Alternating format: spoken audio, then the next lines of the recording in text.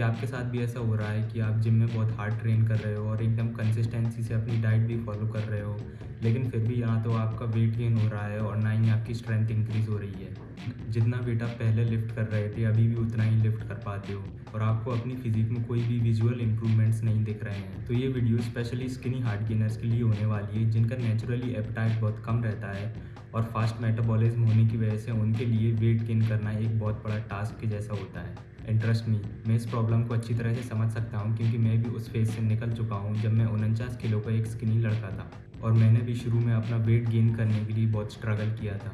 तो इस वीडियो में मैं आपको ऐसी गलतियों के बारे में बताने जा रहा हूँ जो कि शायद आप कर रहे हो और जिस वजह से आपका वेट गेन नहीं हो रहा है। तो सबसे पहले और सबसे बड़ी गलती जो कि आप कर रहे हो जिस वजह से आपका वेट गेन नहीं हो रहा है वो है अंडर ईटिंग। देखो, अगर आपको ग्रो करना है तो आपको अपनी बॉडी को उतना खाना देना पड़ेगा जितना उसको चाहिए। और अगर आपको ऐसा लग रहा है कि आप ऑलरेडी इनफ कैलोरीज खा रहे हो तो आप गलत हो। एक्चुअली में होता क्या है कि हम जैसे हार्ड गेनर्स का एपेटाइट कम होने की वजह से हमें ज़्यादा भूख नहीं लगती और थोड़ा सा खाना खाने में ही हमारा पेट भर जाता है और हमें ऐसा लगता है कि हम सफिशिएंट डाइट ले रहे हैं, लेकिन ऐसा नहीं होता।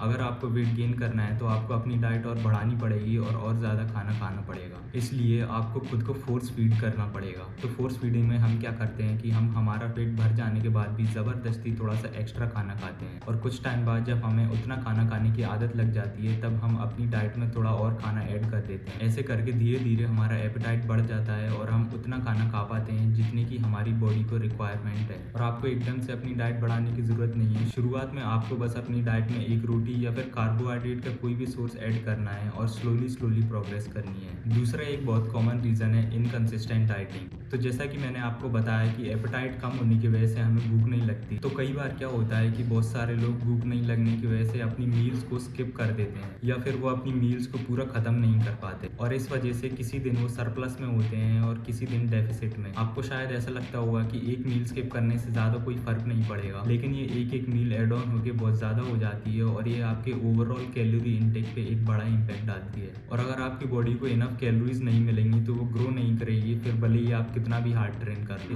तो आपको कैसे भी करके अपनी मील्स को कंप्लीट करना पड़ेगा। मैंने भी जब अपनी फिटनेस जर्नी स्टार्ट की थी तब मुझे भी अपनी मील्स को कंप्लीट करने में बहुत मुश्किल आती थी और कई बार तो मुझे ऐसा लगता था कि खाते खाते मुझे उल्टी हो जाएगी। बट मैंने अपनी मील्स और उनकी टाइमिंग फिक्स कर रखी थी और मैं बिना कोई मील स्किप किए कैसे भी करके अपनी मील्स को फिनिश करता था और ऐसे करके मेरा वेट गेन होना स्टार्ट हुआ था। तीसरा रीज़न है not tracking calories and macros. ये एक ऐसा पॉइंट है जो कि मैं पहले भी कई बार अपनी वीडियोस में डिस्कस कर चुका हूँ, क्योंकि ये सबसे बड़ा रीज़न है जिस वजह से ज़्यादातर लोगों की ग्रोथ रुकती है। और वो इसलिए क्योंकि अगर आप अपनी डाइट ट्रैक नहीं करोगे तो फिर आपको पता कैसे चलेगा कि आप उतनी कैलोरीज खा भी रहे हो कि नहीं जितने की आपको वेट गेन करने के लिए चाहिए।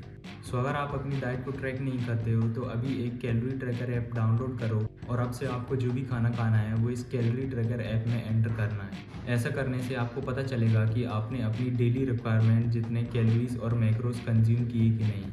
अगला रीज़न जिस वजह से आपकी मसल ग्रोथ रुक सकती है वो है आपकी स्लीप। तो क्या होता है कि जब हम वर्कआउट करते हैं तब हमारी मसल्स में माइक्रो टीयर्स आते हैं, मतलब कि हम हमारे मसल्स को डैमेज कर रहे होते हैं और जब हम सो रहे होते हैं तब हमारी बॉडी इन मसल टीयर्स को रिपेयर करती है और हमारी मसल्स को पिछली बार से ज़्यादा बड़ा और स्ट्रॉन्ग बनाती है और ऐसे करके हमारी मसल्स का साइज़ और स्ट्रेंथ इंक्रीज़ होती है। मतलब स्लीप ही एक्चुअल में वो टाइम होता है जब आपकी मसल्स ग्रो करती हैं। सो आप अगर प्रॉपर नींद नहीं लोगे तो फिर आपकी मसल्स ग्रो नहीं करेंगी। मुझे भी बीच में देर से सोने की आदत लग गई थी और मैं देर रात तक जग के एनीमे या वेब सीरीज़ देखता रहता था और इस वजह से मेरी मसल ग्रोथ एक्चुअली में रुक गई थी क्योंकि मेरी बॉडी रिकवर ही नहीं कर पा रही थी। मेरी मसल्स अगले ट्रेनिंग डे पे भी सोर रहती थी और मैं ज़्यादा वेट लिफ्ट ही नहीं कर पाता था।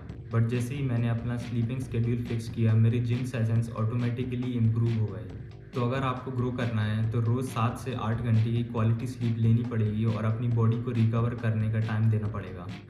ओके, सो इस वीडियो के लिए इतना ही और अगर आपके और भी कोई डाउट्स हों तो आप उन्हें नीचे कमेंट सेक्शन में पूछ सकते हो। एंड अगर आपको वीडियो अच्छी लगी हो तो वीडियो को लाइक कर देना और अपने किसी एक ऐसे दोस्त के साथ शेयर कर देना जो कि स्ट्रगल कर रहा है वेट गेन करने के लिए।